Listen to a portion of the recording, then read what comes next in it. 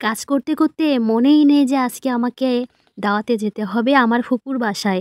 ফুপু আমাকে দাওয়াত দিয়েছে। হ্যালো বন্ধুরা, আসসালামু আলাইকুম এভরিওয়ান। কেমন আছো তোমরা? আশা করি সবাই অনেক, অনেক ভালো আছো। এই যে দেখো তোমাদের ভাইয়া কি অবস্থা, আমার দেখো কি করেছে, এই হাঁসগুলো এনে আমাকে দিয়েছে। সে ৪ টা হাঁস নিয়ে আসছে। আমি বললাম যে আজকে এই হাঁস জবাই করার দরকার নেই, কালকে করিও। এতগুলো কাজ একবারে আমাদের পক্ষে করা সম্ভব না। সে বলল যদি হাঁসগুলো মারা যায়, এই কারণে হচ্ছে আজকেই এই হাঁসগুলো জবাই করে দিল। তো আমার ২ টা হাঁস পরিষ্কার করে দিয়েছে, আর ২ টা আমাকেই করতে হইছে। তো সবাই কি আর সময় দিতে পারে? এখন নিজের কাজ নিজেকেই করতে হবে। কষ্টে আছি, বসে, বসে একাই কাজ করতেছিলাম। তো তোমাদের ভাইয়া চুপ করে এসে আমার ভিডিওটা করছে। যে কথাগুলো আমি স্কিপ করে আমার নিজের বক্তব্যই তোমাদের সাথে শেয়ার করলাম। হাঁস পরিষ্কার করা কতটা যে কষ্টের, যারা পরিষ্কার করে শুধুমাত্র তারাই বোঝে। একটা হাঁস পরিষ্কার করা যায়, কিন্তু ৪-৫টা হাঁস পরিষ্কার করতে গেলে অনেক কষ্ট হয়। বিশেষ করে যখন হাঁসগুলো আমি পোড়াতে গেছিলাম, তখন আমার হাতের মধ্যে ফোসা উঠে গেছে, কারণ এত পরিমাণে গরমের তাপ আমার হাতে লাগছিল।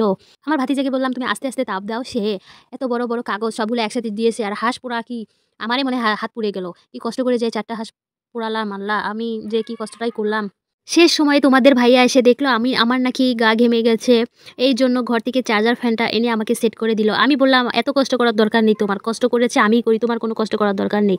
বলতেছে আমার ভুল হয়ে গেছে, আমি এতগুলো হাঁস যে তোমাকে কেন এনে দিলাম, আমার উচিত হয়নি এতগুলো হাঁস নিয়ে আসার জন্য, এখন থেকে আর নিয়ে আসবো না।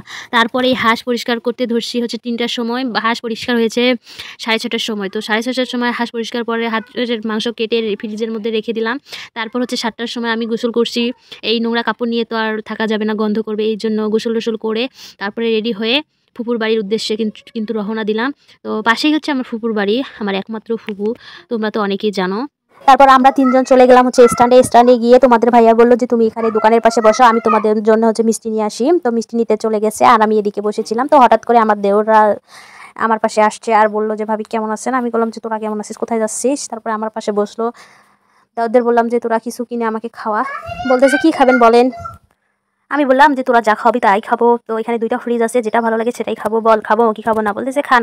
তাদের কাছে টাকা থাকা না থাকা আমাকে কিন্তু বলেছে যে খাওয়ার জন্য। তো আমার একটা বিবেক আছে না, আমি বললাম যে থাক, আমি খাবো না, তোরা কি খাবি বল। পরে ওদের হচ্ছে চকলেট কিনে দিলাম যে তোরা 3 জনে চকলেট খা। তোদের কিন্তু 10 টাকা 20 টাকা দামের জিনিস কিনে দিতে পারবো না, কারণ তোরা ওটা খেলে বেহুশ হয়ে যাবি। মানে কি, তোমরাই তো জানো ছেলেদের কি খেতে ভালো লাগে। তো ওদের হচ্ছে ভাবি পকেট থেকে চকলেট খাওয়ালাম।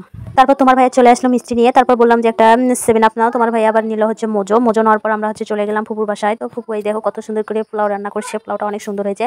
আর পোড়ার এই পেঁয়াজগুলো হচ্ছে আমার ছেলের অনেক পছন্দ, ও সবগুলো তুলে তুলে খেয়েছে। এদিকে গরুর মাংস, তারপর হচ্ছে মুরগির মাংস, পটল ভাজি, আলু ভাজি সবগুলোই রেডি করে রেখেছে ছালাদ। তো আমরা একটু দেরি করেই খেয়েছি, একটু বসেছিলাম। তো ফাইনালি খাওয়া দাওয়া শেষ করেছি। আমার ছেলে তো একটুও খায়নি, শুধু পেঁয়াজগুলোই খেয়েছে। পেঁয়াজ খেতে নাকি ওর অনেক অনেক ভালো লাগে।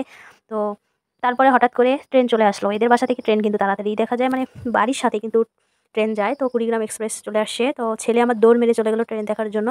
তো চলো তোমাদের হচ্ছে ট্রেন দেখাই, তোমাদের ট্রেন কার কার ভালো লাগে। বাড়ির পাশে যখন ট্রেন যাওয়া আসা করে তখন ছেলেদের মানে ছেলেপেলেদের ছোটো বাচ্চাদের ট্রেন দেখতে অনেকই ভালো লাগে। ওই যে তোমাদের দেখাচ্ছি, দেখো কত সুন্দর ট্রেনটা চলে গেল।